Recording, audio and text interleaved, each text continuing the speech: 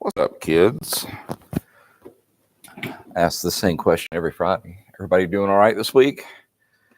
Notice anything different in the studio? John's got a new toy to work with. I think we've got some pretty special plans for this one. I would imagine the multimedia team will be upset if I were to divulge anything, but you may want to stick around, keep your eyes on this one. I think it's going to be a fun one. So I figured I'd at least give you a little bit of a tease by flipping the cameras or the camera around so you could see her sitting perched up there. Gonna dive. Already done a few things to it, but we're about to dive into it. Get serious on it in a couple of weeks. So that one's going to be fun. All right, well, let's take a peek and see what got sent in this week or whatever I couldn't answer last time. All right. The one that I hadn't addressed yet it came in from Jeffrey Hinman. He's got an 06 Suzuki GSX-R 750, and it will surge at idle. And he can see the throttle blades flutter, and it'll bump the fast idle. And if he grabs the low, it'll close it almost like it would at idle until he gives it some more throttle. So in other words, it's hunting around and it's surging back and forth. And he's already set the throttle position sensor, and he said the throttle bodies had been synced. Now, if he rolls the throttle forward and holds it, it'll keep it from surging. In other words, it's not having to try to find itself, so to speak. Well, put a little bit of thought into this, and ironically enough, I chased down this same type of problem on my track day car, and it was the idle control valve, and I think it's called an ISC on the Suzuki, and it's hidden about halfway across the throttle bodies. It's about right here in the middle. I think that's where you're going to need to look. And according to my research, Suzuki did a recall on that, and its conditions were a lot like what you're telling me. So I think you may need to take a look at that. If you don't know if you've had the recall done or not, if you would, Hank, drop our email in there, and you can email me your VIN, and I could go into Suzuki Connect and see if that work's been done. Now, is that campaign still active for your particular machine? I don't know, but it doesn't hurt to take a look. I know that the campaign they did for the shift position sensor on the Honda Rancher 350 went on for decades. Good thing, though, I still own one, although I don't have possession of it anymore. All right, 1010 Outdoors that sent in. Okay, this is different. I have a diesel 2018 Caterpillar 102D UTV that idles at 1,000 RPMs. Doesn't start moving until you hit around 1,600. Any suggestions what will be causing that? Evidently, your engagement points for your CVT. So can just belt wear cause that? Yeah, and that would be the first place I would look. But while I was in there, I would pull it apart because your primary and secondary, especially your primary sheaves, they're having a hard time moving. And I think they operate just like everybody else's, although I've never opened up a Caterpillar one before. You've got weights in there, and they have to overcome the spring and then move the sheaves apart, caused by centrifugal force. And if those weights, as long as the weights haven't changed and they're having to fight more resistance, things being worn out, pivot points, the sheave axis, etc. Well, yeah, it's not going to engage till you hit a higher RPMs. Now, that combined with the belt being worn down, it has to squeeze in further, more RPMs to get it to squeeze in that far. I mean, that could happen as well. So it sounds like you need to go in and pretty much do a clean and an update with a new belt and potentially some new sliders on the inside of your CVT system. Now, I'm pretty sure I've shown you how to do that on a Kawasaki, but not on a Caterpillar. But the same theories should apply as far as how they operate.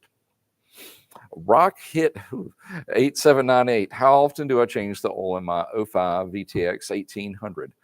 Well, don't have a manual in front of me, but I had a 105 VTX 1300, and I went about every 3,500 to 4,000 miles or annually. And the trick for the annually is if you ride your machine 2 or 3 times a year and just park it, you still have those contaminants that are, getting absorbed into the oil, and they're just sitting in your engine. And that's why you need to get them out of there on an annual basis. Hopefully you put more than 3,000 or 4,000 miles on your machine a year. But hey, sometimes it happens and you don't.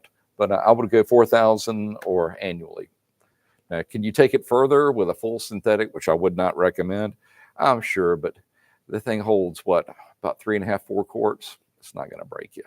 Plus, I'm sure we've got a video that will walk you how to change the oil in that particular unit. I think I did that a long time ago, at 2 studios ago. That was actually when we were at the dealership. But if you would check out that particular video, Hank, if you'd look that up and drop it in the chat, maybe Rocket 8798, I can walk him through it. But that answers your question.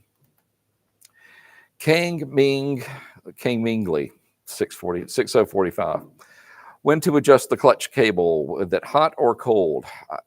I would recommend doing, adjusting it cold. At the dealership level, that was not always an option because, well, people, most of the time they rode the machines in just for basic service. And when it came time to adjust the clutch, we would usually leave it a little bit looser if it came in hot. If not, bring it to the cold mark. And it varies by, well, how you want to ride. And sometimes, of course, the manufacturer has their spec.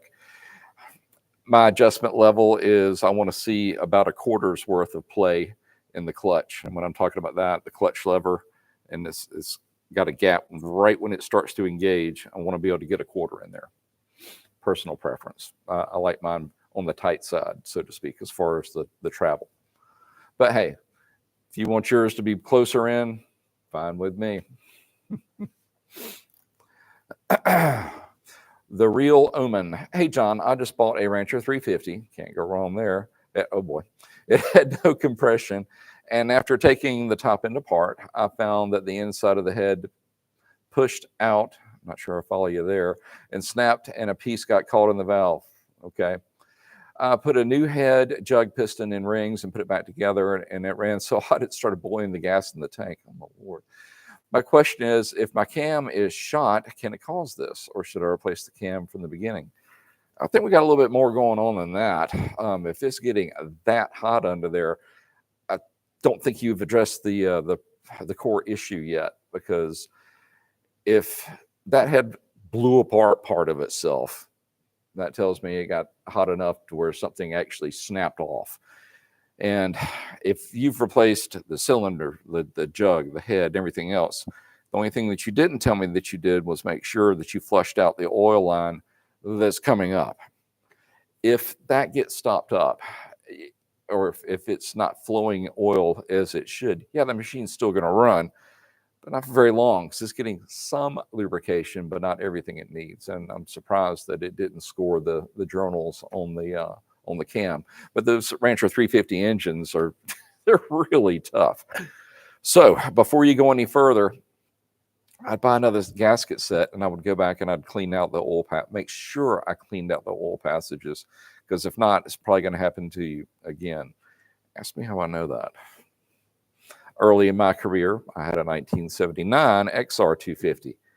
Cooked the top end. I was like, oh, I can do this. I mean, no big deal. I was 14, 15 at the time. Took it apart, put a new head on it, slapped it together. Yeah, it lasted about 100 miles because it had something with the oil system was stopped up. So shame on me. And I bet you that is what's happening to you.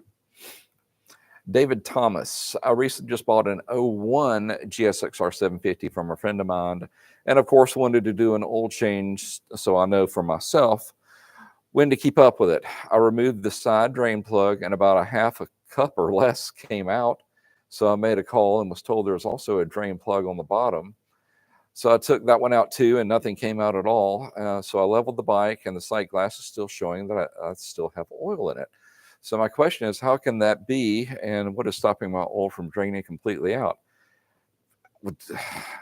Donald, I honestly don't have an answer for you, providing, of course, you went to the correct oil drain.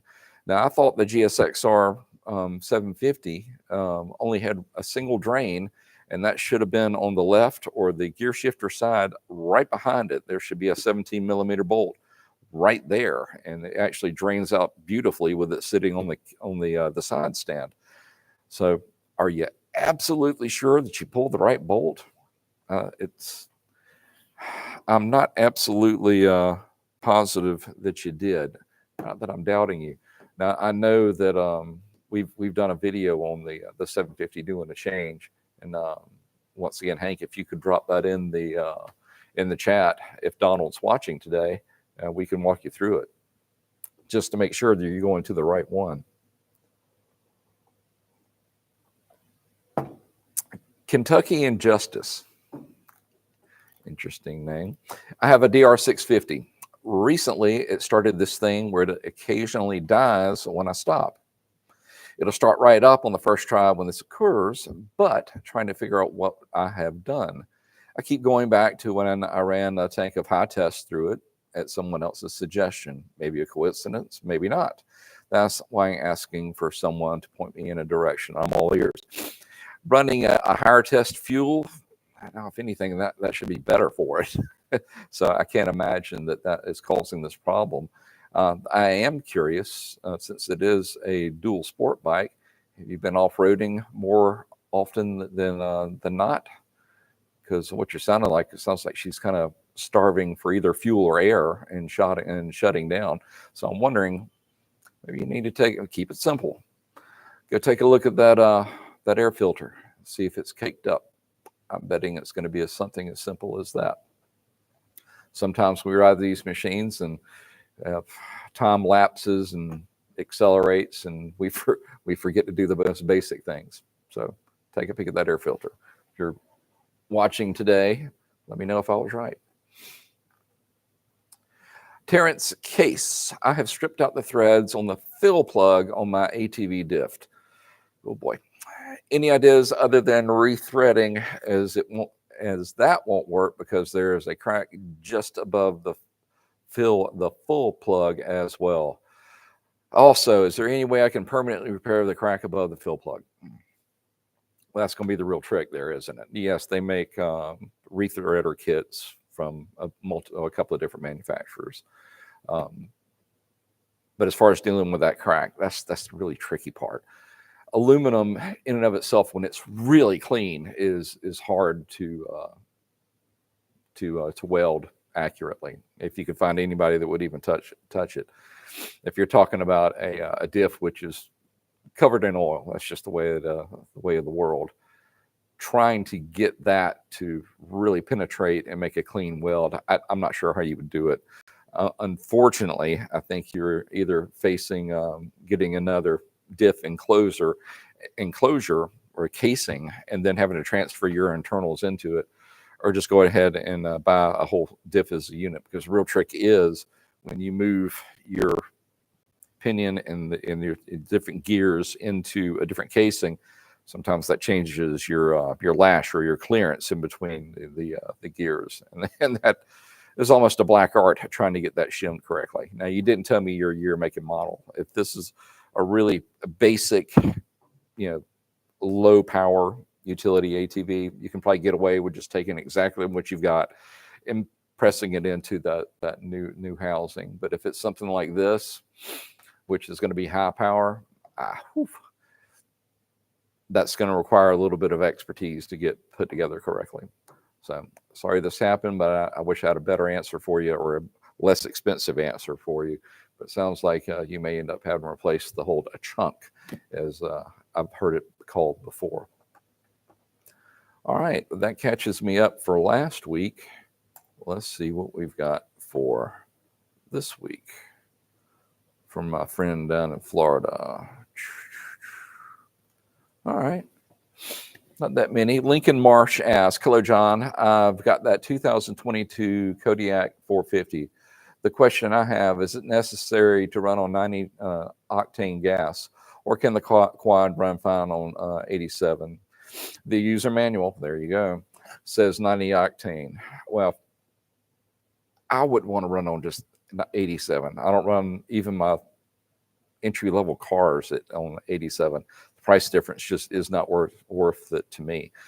When the manufacturers design these things, when they're going through the calculations for the compression ratio, they're centering around the octane rating that they want you to run in there. And if you run a lower octane, it's going to lower, of course, its octane level, and that's going to cause it to pre-ignite or pre-detonate a little early on the cycle when the piston's coming up.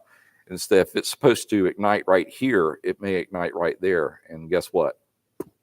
Its rotation is pushing it up, but that shock right there is so painful to an engine. That's why it's important to run the correct octane in there.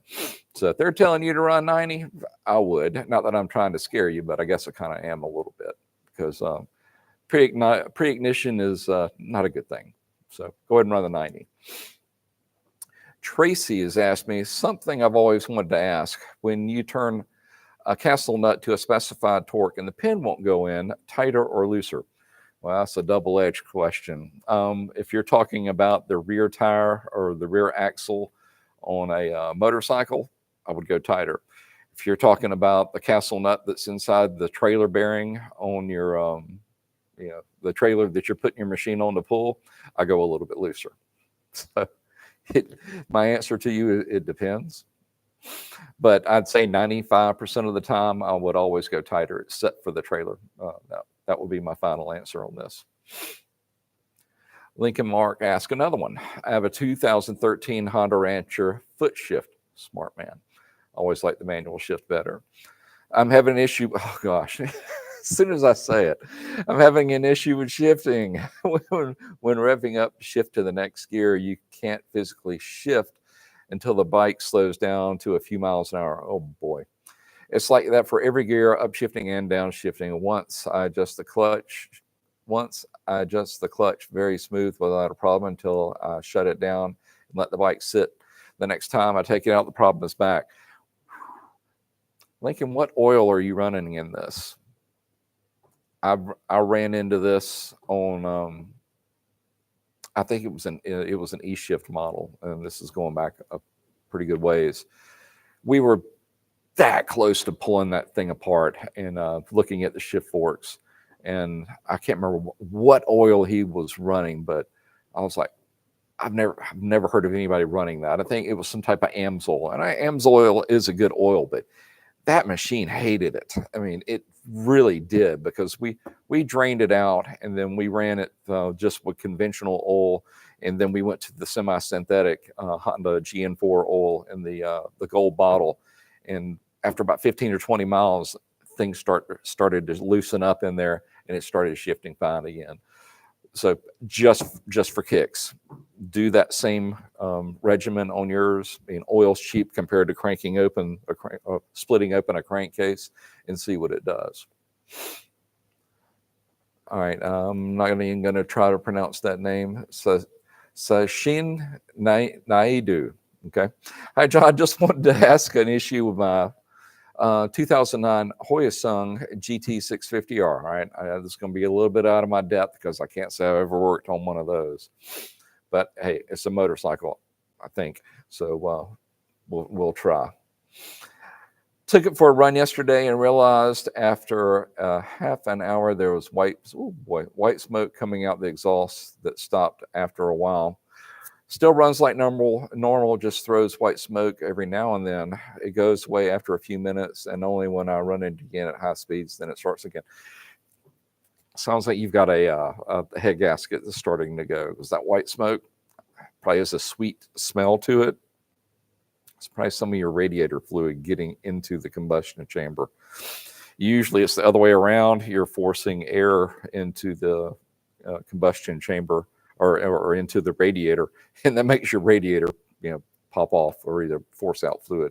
But sounds like you've got an issue with coolant getting where it's not supposed to be, unfortunately. Lincoln Mark says, I've tried both conventional Honda and full synthetic Honda oil. GM4, it didn't seem to matter. Well, crap, buddy. Guess what? I think it's time that you're gonna have to open it up, and I hate that for a Honda because, damn, those things are usually bulletproof. Now, if you are sure that you've got it adjusted correctly, because adjusting those can be a little tricky. I'll tell you what, but before we wrap up, and I know we're getting pretty close, if you would, Lincoln, send an email over to that our Ask John Anything at Partzilla. Hopefully Hank's already put that in the chat. Go to that, just touch base with us, and I will go to Honda and scan in the adjustment procedure for the 420. Make sure you follow that to the letter, and then get back with us next week and see if we got it or not. Sound like a deal? All right. All right, kids. Well, Hank's telling me that's I've caught y'all for the day, so that means everybody's out there playing with their toys, and that makes me happy. Well, listen, we just want to say thanks for dropping by, spending a little time with us. Hopefully, I was able to point some of you in the right direction, and if not, we will keep working on it until we do.